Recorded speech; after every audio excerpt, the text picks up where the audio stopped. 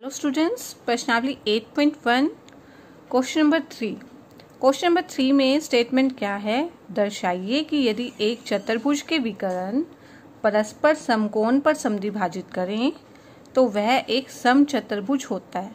कोई चतुर्भुज है, अगर उसके विकर्ण परस्पर समकोण पर समद्विभाजित करते हैं तो वो एक समचतुर्भुज होता है।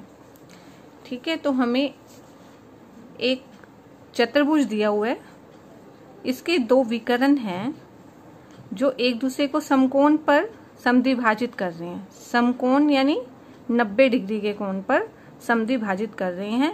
हमें ये बताना है ये समचतुर्भुज है। समचतुर्भुज मतलब इसकी सारी भुजाएं बराबर हैं। AB, BC, CD, DA ये चारों भुजाएं बराबर हैं। तो सबसे पहले हम मान लेंगे, माना हमें क्या क्या गिवन है।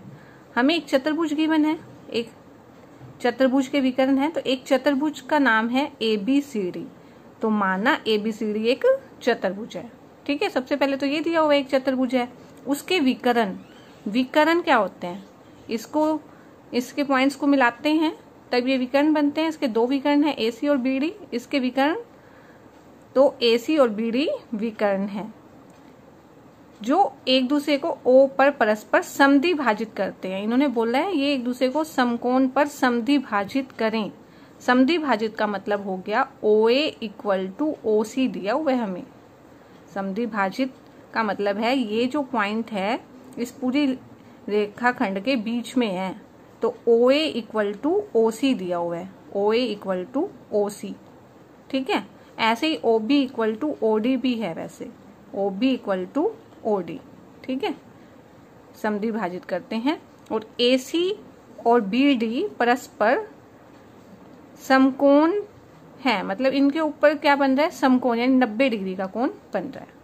ठीक है, ये हमें दिया हुआ है और हमें क्या सिद्ध करना है कि वह एक समचतुर्भुज होता है। तो सिद्ध क्या करना है? ABCD है जो समचतुर्भुज है।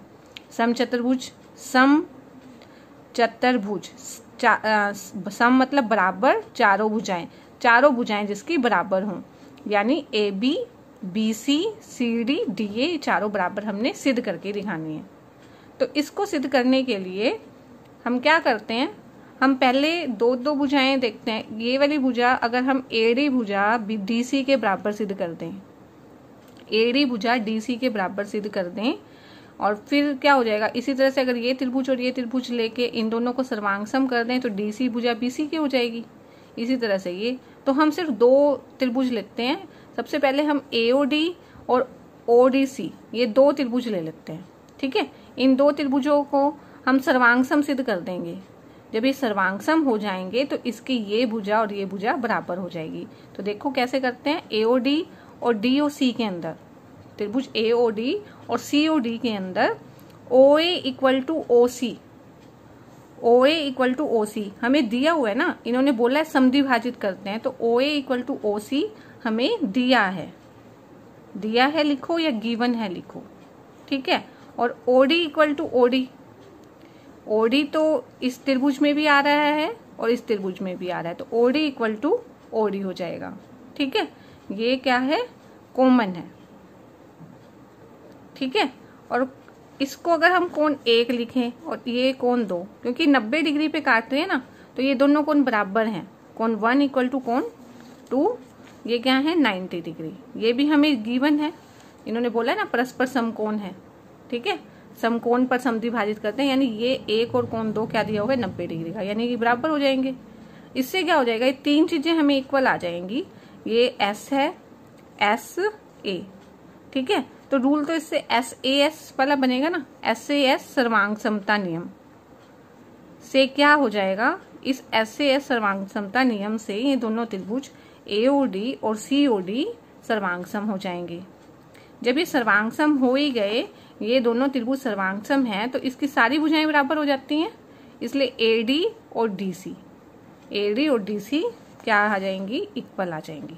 ठीक है, और इसका क्या क्यों हो गई? क्योंकि ये दोनों त्रिभुज सर्वांगसम हैं और सर्वांगसम त्रिभुज की संगत भुजाएं हैं ये।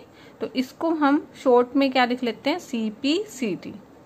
जब दो त्रिभुज सर्वांगसम हो जाते हैं तो उसकी सारी भुजाएं बराबर हो जाती हैं, इसलिए ये दोनों भुजाएं भी बराबर हो गई। अब AD इक्वल टू DC है, इसी तरह से हम DC इक्वल टू BC भी सिद्ध कर सकते हैं।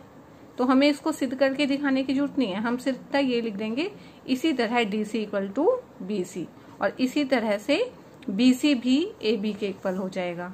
ठीक है, इससे क्या हो गया, ये इसके बराबर है, ये इसके बराबर है, ये इसके बराबर है, चारों भुजाएं बराबर हो गई। चारों भुजाएं बराबर हैं तो ABCD एक समचतुर्भुज है। तो ABCD एक समचतुर्भुज है।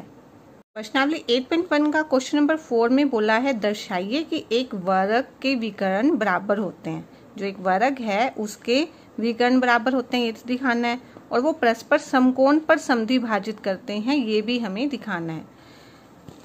हम एक वर्ग ले लेते हैं, हमें क्या दिखाना है, एक वर्ग है, अगर एक वर्ग है इसके जो विकर्ण है ये हैं विकर्ण, हमें सबसे पहले तो ये दिखाना है ये बराबर होते हैं, और ये परस्पर समकोण पर समद्विभाजित करते हैं, ये भी हमें दिखाना है। समकोण मतलब 90 डिग्री पर समद्विभाजित करते हैं, मतलब ये बीच का पॉइंट आएगा OA इक्वल टू OC और OD इक्वल टू OB, ये भी हमें सिद्ध करना है। ठीक है, हम सबसे पहले ABCD एक वर्ग ले लेते हैं जिसमें AC और BD विकर्ण जो O पर काटते हैं। ठीक है, और हमें सबसे पहले हमें इसमें 3 चीजें सिद्ध करनी है। आप दोबारा से देखें क्वेश्चन में क्या बोला गया, क्वेश्चन को ध्यान से पढ़ना है। दर्शाइए कि एक वर्ग के विकर्ण बराबर होते हैं। विकर्ण क्या है, इसमें AC और BD है, तो BD इक्वल टू AC लिख देंगे।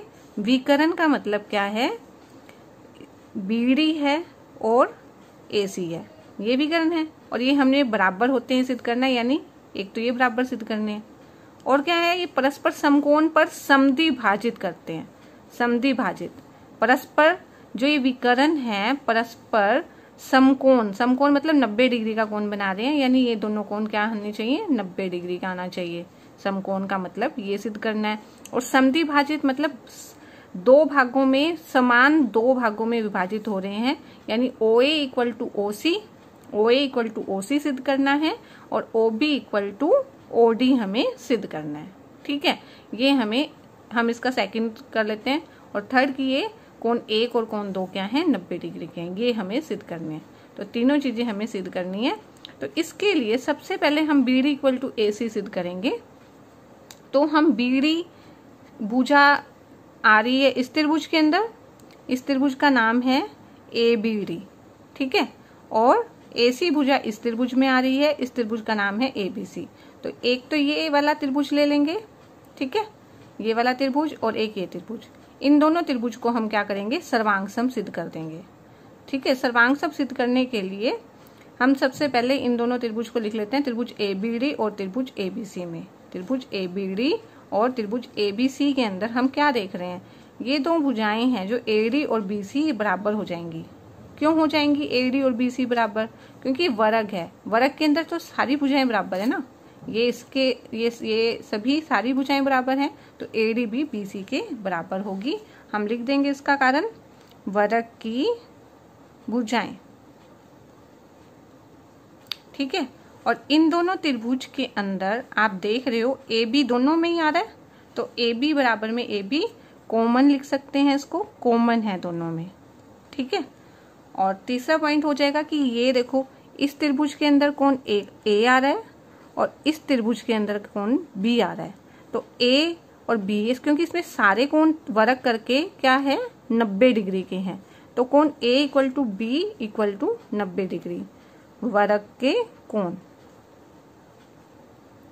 ठीक है, अगर हमें 6 में से कोई भी 3 चीजें इक्वल हैं, ये S A, यानी हम इसको SAS सर्वांग समता नियम लिखेंगे। SAS सर्वांगता समता नियम से ये दोनों त्रिभुज क्या हैं, त्रिभुज ABD और त्रिभुज ABC सर्वांग सम सिद्ध हो गए हैं। ये दोनों क्या हो गए, सर्वांग सम सिद्ध। जब ये सर्वांग सम हो गए हैं तो इसकी सभी भुजाएं बराबर हो जाएंगी। हमने इसीलिए लिया था BD, इस त्रिभुज के अंदर BD भुजा आ रही है और इस त्रिभुज में क्या आ रही है, AC, तो BD इक्वल टू AC आ जाएगा। CPCT यानी सर्वांगसम त्रिभुज की सर्वांगसम भुजाएं। ठीक है, और अब क्या करना है, हमने सेकंड पार्ट में OA इक्वल टू OC सिद्ध करना है, OA इक्वल टू OC।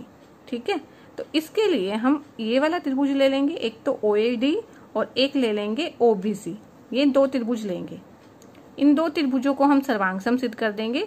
जब ये दोनों त्रिभुज सर्वांगसम हो जाएंगे तो इसकी ये भुजा और इसकी ये भुजा यानी OA भुजा OC के बराबर हो जाएगी, OB भुजा OD के। यही हमें प्रूव करना है ना। तो इन दोनों त्रिभुजों को के ऊपर हमारा टारगेट है इन्हें सर्वांगसम सिद्ध करने का। तो देख लो कैसे सर्वांगसम होगा। देखो ये भुजा तो इस भुजा के बराबर है ही है। क्या रीजन है? जैसा इसमें दिया था, वर्ग की भुजाएं। ठीक है, अब ये देखो वर्ग की ये दोनों भुजाएं क्या होती है? समानांतर है। ये 2 भुजाएं क्या है? समानांतर। ये 2 भुजाएं हैं समानांतर और ये जो भुजा है एक तिर्यक रेखा है, इसको काट रही है। ठीक है, ये देखो ऐसे काट रही है ना। तो इधर जो कोण बनेगा और इधर कोण बनेगा, ये दोनों कोण क्या होंगे? एकांतर होंगे ना। ये देखो ये समानांतर, ये देखो इसको भी ले सकते हैं कि ये भुजा समानांतर है DA और CB। तो DA जो है समानांतर है BC के और ये है तिर्यक रेखा, इसको काट रही है। तो इस तरफ जो कोण बनेगा, इधर कोण बनेगा, तो कोण अगर इसको 1 और इसको 2 करें तो कोण 1 = 2। क्या रीजन है इसका? एकांतर कोण। ठीक है, इसी तरह से अगर यहाँ पे एक रेखा है और इधर का कोण और इधर का कोण, ये दोनों कोण भी बराबर हो जाएंगे और ये 3 और 4 हैं, ये दोनों भी बराबर हो जाएंगे। तो यही रीजन रहेगा क्योंकि समानांतर है इसमें। ठीक है, वर्ग में सारी भुजाएं समानांतर होती है। तो हम यही लिखने वाले हैं, त्रिभुज कौन सा लिया है? OAD लिया है और OBC लिया है। इन 2 त्रिभुज में AD और BC बराबर हैं क्योंकि वर्ग की भुजाएं हैं। ठीक है, और यहाँ इसका नाम हमने दे दिया कोण 3 और इसका 4। तो कोण 3 और 4 क्या बन जाएंगे? एकांतर कोण। ऐसे ही इधर वाला कोण 5 और ये 6, कोण 5 और 6 भी एकांतर कोण है। ठीक है, इसका पूरा आपको रीजन देने की जरूरत नहीं है, आप इतना ही बताएंगे क्योंकि क्वेश्चन पहले ही बहुत लंबा है। तो ये दो, इन तीनों, ये बन गया है S, ये A, यानी नियम क्या बन गया है? AS से सर्वांग समता नियम। AS से सर्वांग समता नियम से ये दोनों त्रिभुज क्या बन गए हैं? सर्वांगसम। जब ये दोनों त्रिभुज सर्वांगसम हैं तो OA भुजा, इसकी OA भुजा OC के बराबर हो जाएगी, ये CPCT द्वारा हो जाएगी। ठीक है, और ऐसे ही OB भुजा OD के बराबर हो जाएगी क्योंकि इन दोनों त्रिभुज की भुजाएं हैं ना ये, तो सभी भुजाएं बराबर हो जाती हैं, इसलिए OB = OD, ये भी CPCT से। तो सेकंड पार्ट हमारा प्रूव हो गया। थर्ड पार्ट में हमें प्रूव करना है कि ये जो कोण है, कोण 1 और कोण 2, ये 90 डिग्री के हैं। इसके लिए हम क्या ले लेंगे? हम ये कोण 1 और कोण 2 को इक्वल सिद्ध करेंगे। ये दोनों त्रिभुज हम ले लेते हैं OAD और OCD। इन दोनों त्रिभुज को हम सर्वांगसम सिद्ध करेंगे। इनको सर्वांगसम सिद्ध करने के लिए आप देख रहे हो, देखो ये भुजा तो दोनों में आ ही रही है, OD = OD। ठीक है, और AD = DC भी है। क्यों है AD = DC? वर्ग की भुजाएं। AD = CD, वर्ग की भुजाएं। OD = OD, कॉमन है। और OA = OC क्यों है? हमने यहाँ सिद्ध किया है। ठीक है, इसको हम स्टार बोल देते हैं, तो यहाँ लिख देंगे स्टार से। इसी क्वेश्चन में तो प्रूव किया है। तो ये तीनों भुजाएं बराबर हो गई, इन दोनों त्रिभुज की तीनों भुजाएं बराबर होगी, यानी SSS सर्वांग समता नियम से ये दोनों त्रिभुज क्या हो जाएंगे? सर्वांगसम हो जाएंगे। जब ये दोनों त्रिभुज, ये वाला त्रिभुज और ये त्रिभुज सर्वांगसम हो गया तो कोण 1 और कोण 2 भी इक्वल हो जाएगा। कोण 1 = कोण 2 CPCT नियम द्वारा। ठीक है, CPCT द्वारा हो जाएगा। और हमें पता है ये एक रैखिक रेखा है, ये एक रैखिक रेखा है। जब भी एक रैखिक रेखा होती है तो उसके ऊपर अगर कोई भी लाइन काटती है उसको, तो इन दोनों कोणों का जोड़ क्या हो जाता है? 180 होता है ना। ये कोण 1 + कोण 2 180 रैखिक युग्म होता है ना। ठीक है, तो यही रीजन यहाँ पे यूज होगा कि कोण 1 + कोण 2 = 180 रैखिक युग्म से। और 1 और 2 इक्वल है तो 1 की जगह आप 2 लिख दो, 2 + 2 = 180। और कोण 2 180, कोण 2 आ जाएगा 180/2, 2 × 2 = 90। तो कोण 2 आ गया 90 डिग्री। कोण 2 आ जाएगा 90 डिग्री। तो ये है क्वेश्चन नंबर 4। आई होप कि आपको ये समझ में आया होगा। तो वीडियो को लाइक करें। अगर मेरे चैनल को सब्सक्राइब करेंगे तो आप मेरे साथ पूरा 9th का सिलेबस कर सकेंगे।